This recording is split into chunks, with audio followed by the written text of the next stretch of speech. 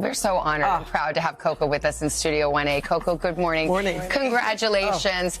I have to say, every time we see Coco, we like run, attack, squeal, and we're just lunatics because we are just so amazed by you and so happy for you. The tennis world is buzzing right now, and it's not because of what happened on the court.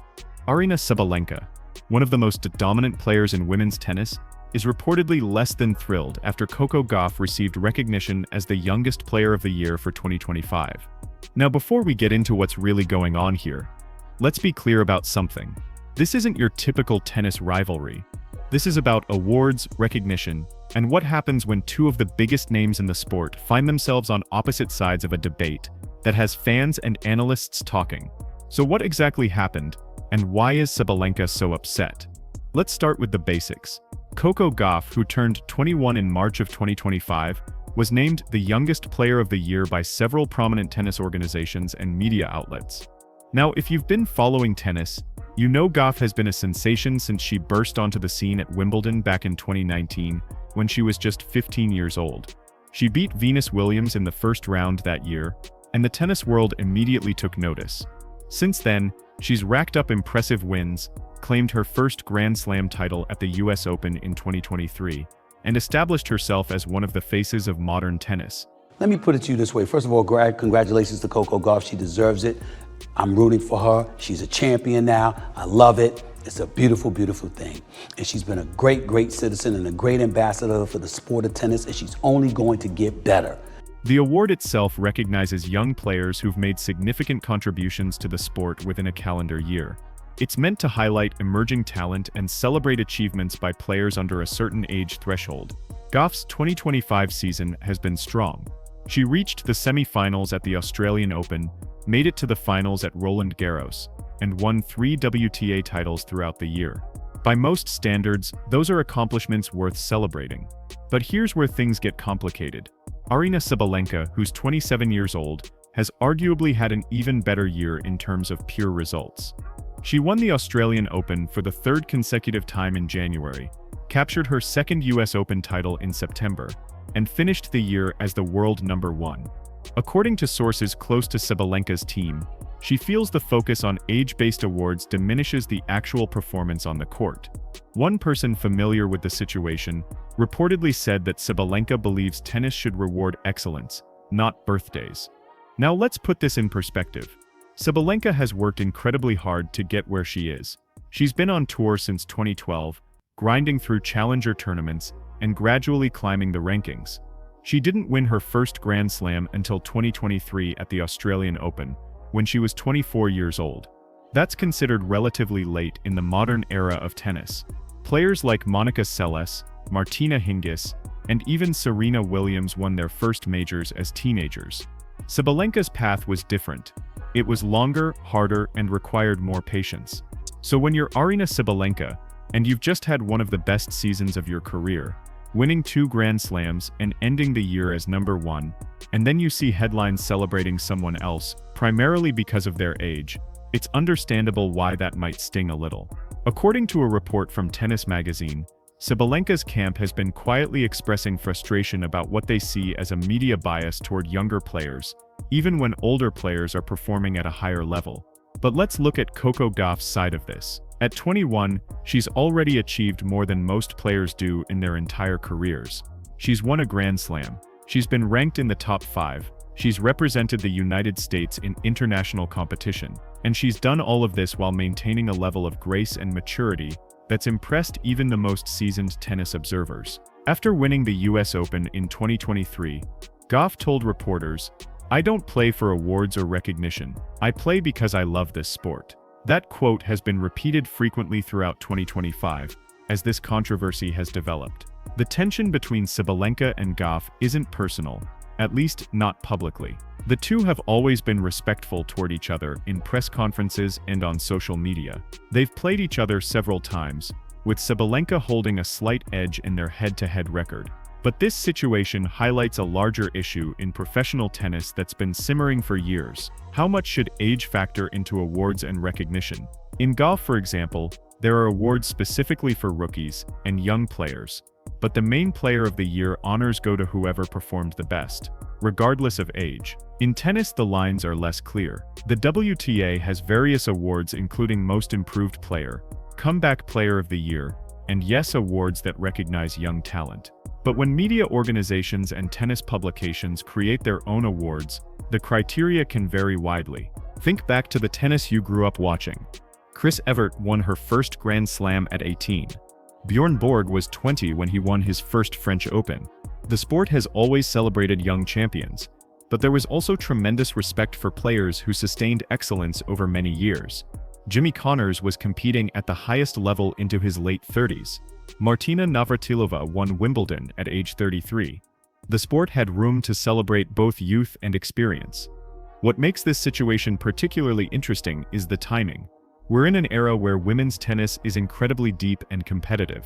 You have young stars like Gauff, but you also have players in their mid to late 20s like Sabalenka, Elena Rybakina, and Jessica Pegula playing some of the best tennis of their lives.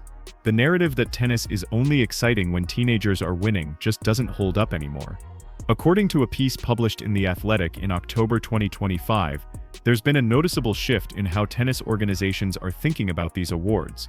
Some are considering eliminating age-based categories altogether, while others are doubling down on them, arguing that recognizing young talent is important for growing the sport and attracting new fans. Sabalenka addressed the media indirectly about this topic after winning the US Open in September.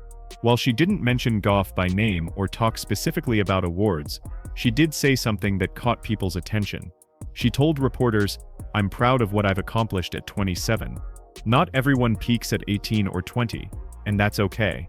Some of us take longer to figure things out, but when we do, we're just as worthy of recognition." That statement was widely interpreted as a response to the ongoing discussion about age and achievement in tennis.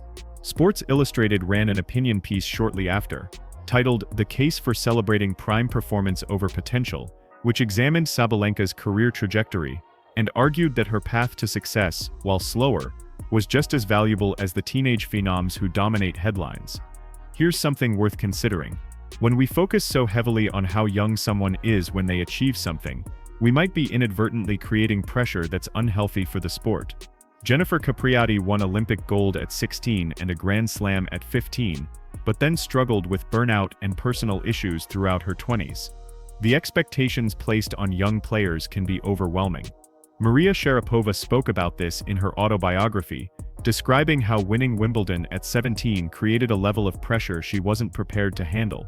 Sabalenka's frustration, if the reports are accurate, might be less about Coco Gauff specifically, and more about a system that seems to undervalue sustained excellence in favor of precocious achievement.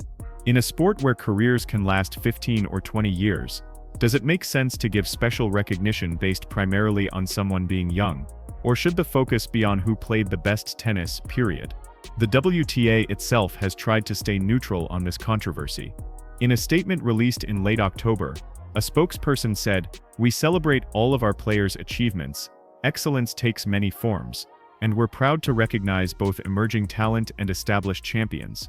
That's about as diplomatic as it gets, but it doesn't really address the underlying issue. What's also interesting is how fans have reacted.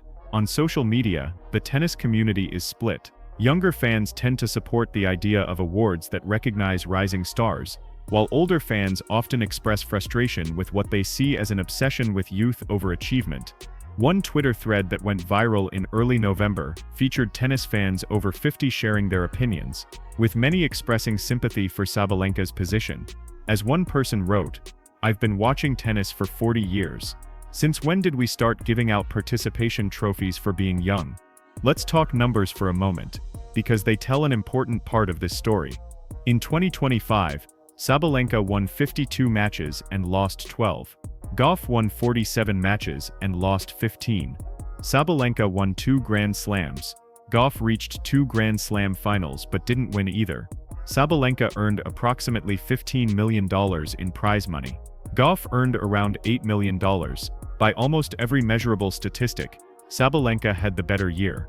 But Gauff is 21, and in the modern sports media landscape, youth is a compelling story. It generates clicks, it attracts sponsors who want to invest in long-term partnerships, and it appeals to a demographic that tennis organizations are desperate to attract.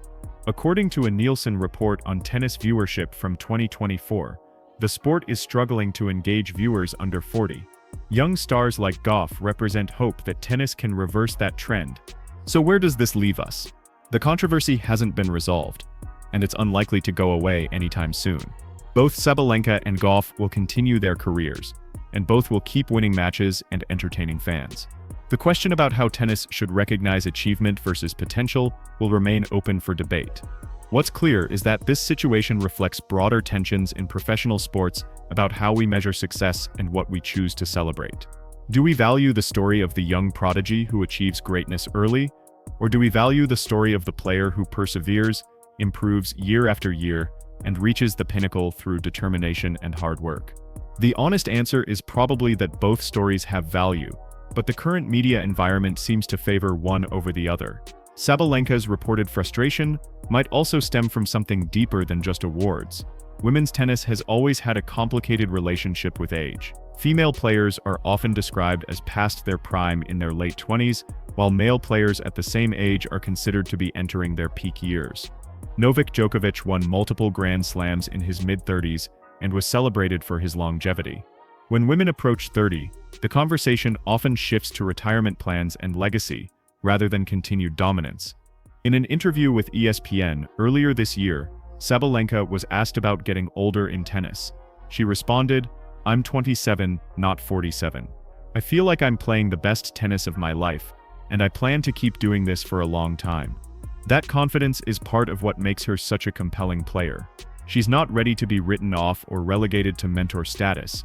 She's still competing, still winning, and still hungry for more. Meanwhile, Gauff has handled the attention with the same composure she's shown throughout her career. When asked about being named Youngest Player of the Year by multiple organizations, she reportedly said, "It's an honor, but I'm focused on getting better every day. I know there are players doing amazing things at every age." That diplomatic response is typical of Gauff, who has rarely been drawn into public controversy. The reality is that both players can coexist, and both can be celebrated. Tennis is big enough for multiple storylines, multiple champions, and multiple ways of achieving greatness. But the way media and tennis organizations choose to distribute recognition and attention matters. It shapes public perception, influences sponsorship opportunities, and affects how players are remembered in the sport's history. Looking ahead to 2026, this situation will likely continue to evolve. Sabalenka will be trying to prove that her success wasn't a one-year fluke and that she can remain at the top of women's tennis. Gauff will be working to win more Grand Slams and establish herself as the dominant player of her generation. And tennis fans will be watching both of them, appreciating the different paths they've taken and the different strengths they bring to the court. One thing that often gets lost in these discussions is that competition in sports is supposed to be based on merit. You win or you lose based on how you perform on that day, in that match. The scoreboard doesn't care how old you are. The rankings don't have an age adjustment. When Sabalenka and Gauff play each other, which they will again, whoever plays better will win. That's the beauty of tennis. The ball doesn't know if you're 21 or 27. It only knows if you hit it in the court or not. Perhaps the lesson here is that tennis, like any sport, needs to find a balance between celebrating emerging talent and honoring sustained excellence. Age-based awards can coexist with performance-based awards. Young players can be recognized for their potential and their achievements without diminishing what veteran players accomplish. But that requires media outlets, tennis organizations, and fans to be thoughtful about how they frame these narratives. As we close out 2025 and look toward the new season, both Aryna Sabalenka and Coco Gauff will be among the favorites at every tournament they enter. They'll both be chasing Grand Slam titles, rankings points, and their own definitions of success. Whether Sabalenka's reported frustration turns into motivation that drives her to even greater heights, or whether it fades as she continues to win, remains to be seen. What's certain is that women's tennis is in good hands with competitors like these, who care deeply about their craft and their legacy. So here's a question for you. Do you think tennis should have age-based awards, or should recognition be based purely on performance regardless of how old a player is? Have you noticed this pattern in other sports you follow? Drop your thoughts in the comments below. And if you enjoyed this deep dive into one of tennis's current controversies, make sure to subscribe so you don't miss our next video. We'll keep following this story and all the other developments in the tennis world that matter to fans who love the game's history and respect its champions, young and old alike.